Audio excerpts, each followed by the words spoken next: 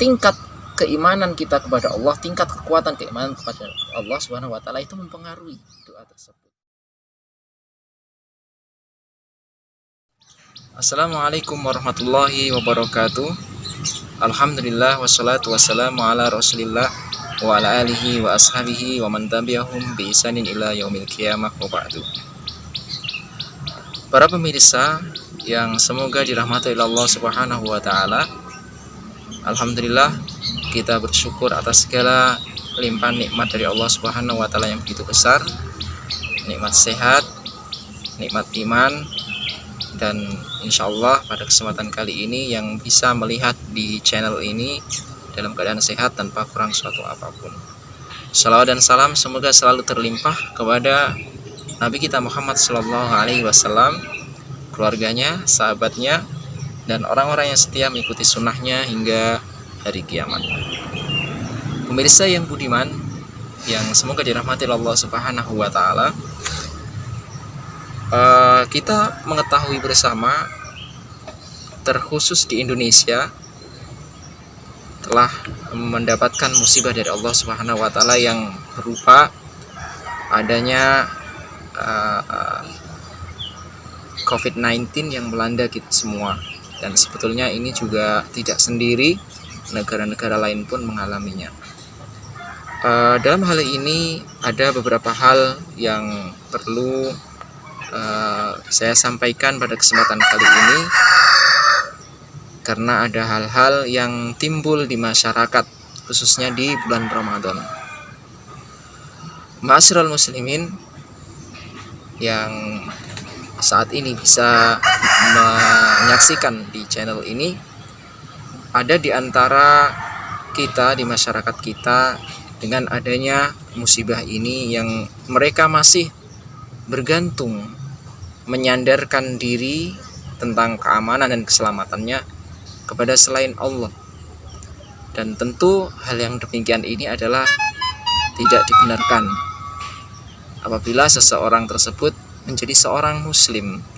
Karena yang namanya seorang muslim itu sendiri, kata muslim itu sendiri aslinya bentuk ubahan dari istaslama yastaslimu, yang artinya adalah berserah diri. Maka berserah dirinya sebetulnya kepada Allah Subhanahu wa taala. Dan tentunya ketika orang berserah diri itu tidak membuat zat yang kita pasrai itu benci kepada kita atau marah kepada kita. Anggap saja kalau Anda seorang prajurit kemudian berserah diri kepada orang yang misalnya sudah posisinya kuat daripada Anda menyerahkan diri namun masih membawa senjata, tentu itu akan membuat orang tersebut kesal. Maka demikian juga dengan kita yang sebagai seorang muslim, kita ketika sudah berserah diri, segalanya diserahkan diri kepada Allah Subhanahu wa taala, masuk keamanan dan keselamatan kita. Maka kita harus menyandarkan diri kita itu bukan kepada selain Allah. Maka perlu kita sadari betul, seandainya di antara diri kita ataupun keluarga kita yang mungkin pada kesempatan adanya musibah ini masih menyandarkan diri kepada aki misalnya, kepada telur hitam misalnya, untuk keselamatannya, untuk menjaga diri dan seterusnya, maka hendaklah ia bertobat kepada Allah Subhanahu wa taala. Karena itu namanya adalah sebuah kesyirikan yang dosanya tidak diampuni ketika pelakunya itu tidak bertobat kepada Allah Subhanahu wa taala. Allah Subhanahu wa taala berfirman, "Innallaha la yaghfiru ayyushraka bihi wa yaghfiru ma duna dzalika liman yasha." Allah Subhanahu wa taala itu mengampuni semua dosa, ya, kecuali dosa syirik. Maksudnya demikian. Maka dalam keadaan seperti ini kita perlu banyak berdoa. Nah, kita harus bergantung kepada Allah Subhanahu wa taala. Banyak doa-doa yang diajarkan oleh Rasulullah Shallallahu alaihi wasallam untuk penjagaan diri kita, baik yang kita ucapkan pada waktu pagi ataupun sore hari. ya, atau kita ucapkan di selain 2 kesempatan itu di saat-saat yang mustajab. Saat-saat yang mustajab. Misalnya di antara doa-doanya kita bisa menggunakan doa Bismillahilladzi la yadurru ma'asmihi syai'un fil ardi wala fis sama'i wa huwas samiul alim. Kemudian kita bisa membaca doa a'udzu bikalimatillahi tammati min syarri ma khalaq. Nah, seperti itu. Kita bisa baca doa ketika pagi hari dan sore hari. Mungkin di antara kita ada yang merasa seakan doanya kalau bahasa kita nggak mandi, atau misalnya kurang mustajab, kurang ampuh. Mau ampuhnya, mau mustajabnya, mau mandinya, itu semua tergantung pada diri kita masing-masing, pemirsa. Tingkat keimanan kita kepada Allah, tingkat kekuatan keimanan kepada Allah Subhanahu wa taala itu mempengaruhi doa tersebut. Demikian juga dengan syarat-syarat yang lain. Maka kita lihat sebuah permisalan sahabat radhiyallahu anhum. Nah, ini sebuah permisalan yang saya ambil dari sebuah hadis. Rasulullah SAW itu pernah bersabda, La tasubbu ashabi lau anna ahadakum anfaqa misla uhudin dhahaban ma adraka mudda ahadihim wala nasifahu. Yang maksudnya adalah kalian itu jangan pernah mencela sahabat. Sampai diulang 2 kali, jangan pernah mencela sahabat. Kenapa? Kalau engkau pun melakukan infak 1 gunung emas, itu maka tidak akan menyamai